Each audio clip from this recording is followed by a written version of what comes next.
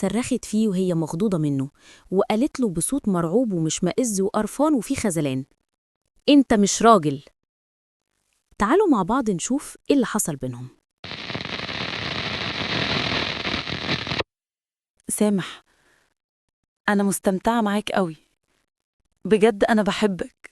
وأنا كمان بحبك يا هبة. عارف، أنا مبسوطة إني حاسة إني مش خايفة معاك وإني في أمان. طيب تعالي في حضني. حاضن يا حبيبي، حضنك حلو قوي بجد، أنا بحبك قوي. أنت بتعمل إيه؟ إيه يا بنتي مالك اتخضيتي ليه؟ أنت بتعمل إيه؟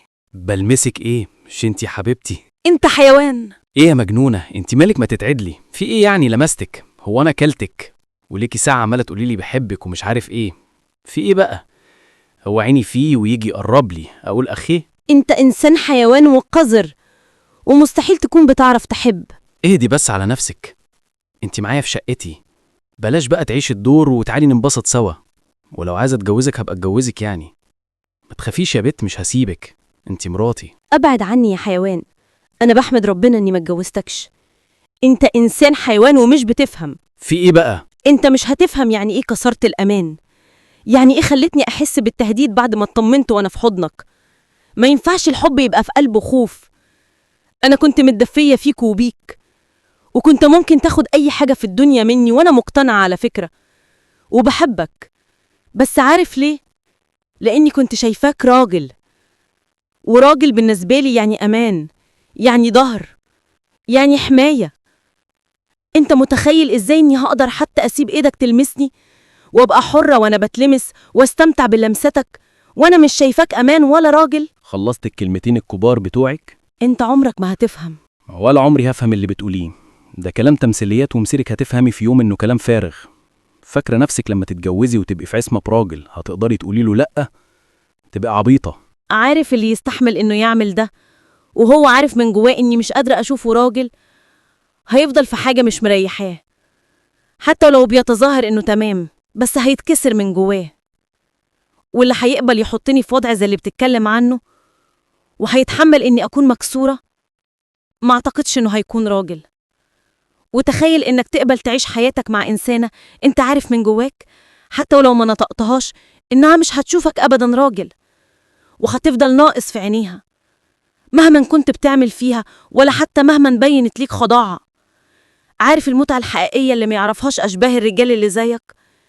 هي إنك تشوف بجد الدفى في عينين الإنسانة اللي معاك، وهي بتبصلك بعينين مليانة سعادة إنك جنبها وإنك راجلها، وتكون متأكد من جواك 1,000,000% إنك قدرت تكون راجل في حياتها وما قصرتش في الدور ده، وبتشوف ده في عينيها في كل نظرة بسيطة. هو ده اللي مش هياخده ولا أقدر أديه لحد شبهك، وما ينفعش ست تديه لغير لراجل. فهمت إنه اللي زيك هيدمرني ويدمر نفسه، وفهمت ليه بقولك ما ينفعش. عارفين وأنا بسمع معاكم اللي دار بين سامح وهبة، افتكرت زمان كنت بحب ولد حب جنوني، وكنت شايفاه فتى أحلامي، وكان بيقول لي دايما: يا بنت انت مراتي. والكلمة دي كانت بالنسبة لي رهيبة، بتعمل فيا حاجات كتيرة وبتوترني جدا، كنت بحبها منه. وقرر يجي في يوم يقابل بابايا، وبابا قال له بصوت هادي قوي: أنا ما عنديش مانع تخطب بنتي، بس عندي شرط. قال له إيه؟ رد بابا بصوت عميق وهادي: إنك تعرف تثبت لي إنك بتحبها. الشاب ده فاكرة إنه اتلخبط وفضل يسأل بابا: أعمل ده إزاي؟ بابا ضحك وقال له: آسف يا ابني، ما عنديش بنات للجواز. الشاب قال له: ليه يا عمي؟ رد عليه بابا وقال له: لأن اللي بيحب بيعرف كويس إنه بيحب، مش بيقف محتار يثبت إزاي.